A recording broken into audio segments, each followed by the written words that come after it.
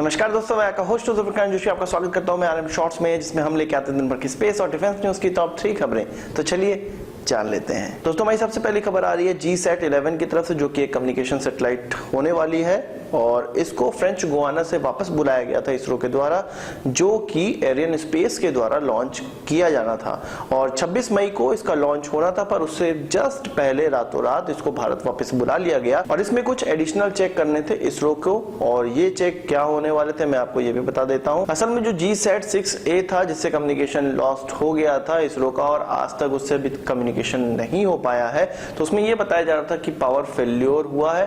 तो उसी प्रकार की बैटरी और उसी प्रकार की पावर टेक्नोलॉजी इस GSAT-11 में भी होने वाली थी, तो इसरो ने सावधानी के लिए उसको वापस बुलाया था और शायद इसमें बैटरी टेक्नोलॉजी को चेंज किया गया हो या पावर को चेंज किया गया हो या कम्युनिकेशन सिस्टम को चेंज किया हो या उसको चेक किया गया हो, और इस सारी चीजों को चेक करने के बाद उसको क्लियरेंस दे दी गई है। अब यह इंतजार किया जा रहा है कि एरियन स्पेस का फिर से कब लॉन्च होता है, क्योंकि इन सभी लॉन्चों को, जो इस प्रकार की सैटेलाइट होती हैं, तो उनको रॉकेट में 2-3 सैटेलाइट एक साथ भेजी जाती हैं। यदि वो बड़ी सैटेलाइट होती है तो अलग से एक रॉकेट लॉन्च कर दिया जाता है, पर यदि वो छोटी सैटेलाइट होती हैं तो उनको किसी दूसरे सैटेलाइट के साथ भेजा जाता है। तो अब इंतजार है एरियन स्पेस का अगला लॉन्च कब होगा और उसी में एकोमोडेट किया जाएगा इस सैटेलाइट को। इस सैटेलाइट का वजन 5700 किलोग्राम का है और इसरो इसको लॉन्च नहीं कर सकता है, क्योंकि इसरो के पास अभी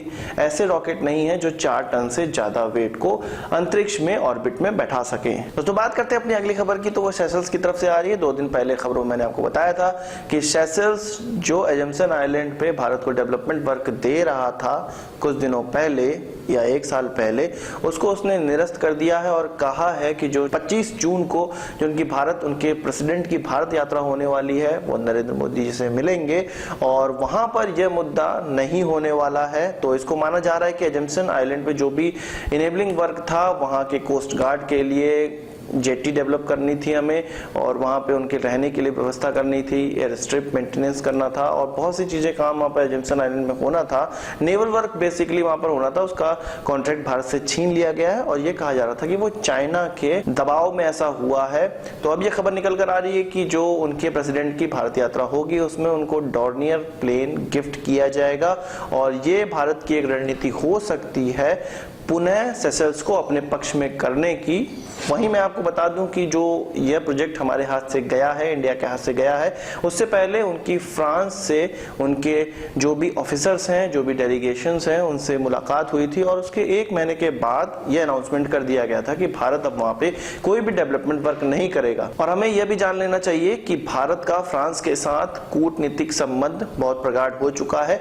फ्रांस के जितने भी स्ट्रेटेजिक बेस हैं उसमें भारत का एक्सेस है और भारत के स्ट्रेटेजिक बेस में फ्रांस का एक्सेस है। तो यहाँ पर 2 चीजें निकलकर सामने आ रही हैं, क्योंकि वहां पे लोकल लोगों का विरोध हो रहा था भारत को लेके, तो क्या पता चीजें फ्रांस को दे दी गई हो और उसके थ्रू भारत उसका उपयोग करेगा, या फ्रांस ने वहां पे डेवलपमेंट का काम ले लिया हो और भारत उनका सपोर्ट कर रहा हो कि ठीक है इन्हीं को दे दिया जाए, हमारे लिए जो विरोध है वो कम से कम हो जाएगा और बैक डोर से भारत को एजम्सन आइलैंड पे इनेबलिंग वर्क मिल जाएगा। तो बहरहाल जो भी है, ये कूटनीतिक व्यवस्थाएं हमारी समझ से परे होती हैं। फिलहाल में जो डॉर्नियर प्लेन उनको गिफ्ट किया जा रहा है वो यही देखते हुए गिफ्ट किया जा रहा है कि संबंध हमारे प्रगाढ़ हो जाए और ये दूसरा ऐसा प्लेन होगा, दूसरा डॉर्नियर होगा जो हम सेशल्स को गिफ्ट कर रहे हैं। दोस्तों, हम लोग कई बार भारत और चाइना के बीच के बॉर्डर पे इनेबलिंग वर्क की बातें सुनते रहते हैं, डेवलपमेंट के काम सुनते रहते हैं कि एक देश दूसरे देश को पछाड़ने के लिए बॉर्डर एरिया में अच्छे काम कर रहा है या वहां के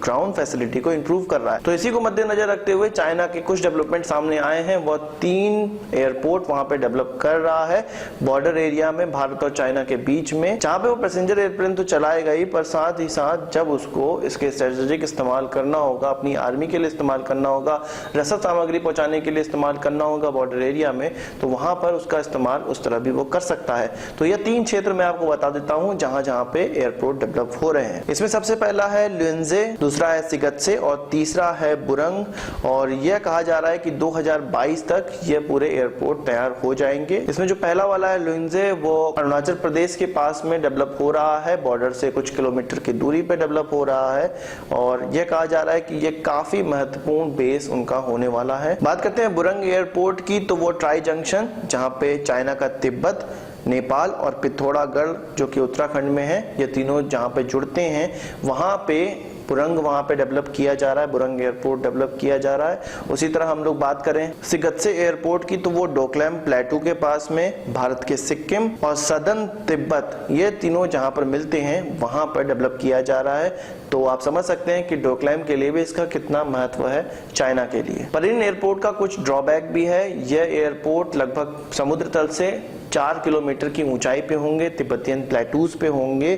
तो यहाँ पर जो भी एयरक्राफ्ट उतरना होता है या यहाँ से उड़ान भरना होता है वो काफी मुश्किल हो जाता है, क्योंकि एटमॉस्फेयर उड़ान भरने के लिए या उतरने के लिए साथ नहीं देता है। वहीं भारत के बेस की बात की जाए, भारत के बॉर्डर से लगने वाले एयरपोर्ट्स की बात की जाए, तो इसके मुकाबले वो लोअर एल्टीट्यूड पे हैं और वहां से भारत आसानी से उड़ान भर पाता है और आसानी से वहां प्लेन उतार पाता है, रसद सामग्री पहुंचा पाता है। तो भले ही चाइना बॉर्डर के आसपास में यहाँ पर एयरपोर्ट बना ले, पर उसको भारत के मुकाबले एज कम ही होगा, क्योंकि एल्टीट्यूड तिब्बतियन प्लेटू पे ज्यादा है। तो आज की इस वीडियो के लिए बस इतना ही। आशा करता हूँ वीडियो पसंद आया होगा, आपको एक बड़ा थम्स अप जरूर देंगे। इस वीडियो से संबंधित कोई सवाल सुझाव तो कमेंट बॉक्स में जरूर लाइएगा और यदि आपने हमारे चैनल सब्सक्राइब नहीं किया उसे भी कर लीजिए, क्योंकि हम इस प्रकार की वीडियो लाते रहते हैं जो कि आपका स्पेस और डिफेंस ज्ञान बहुत ज्यादा बढ़ाने वाला है। नमस्कार, थैंक यू, जय हिंद।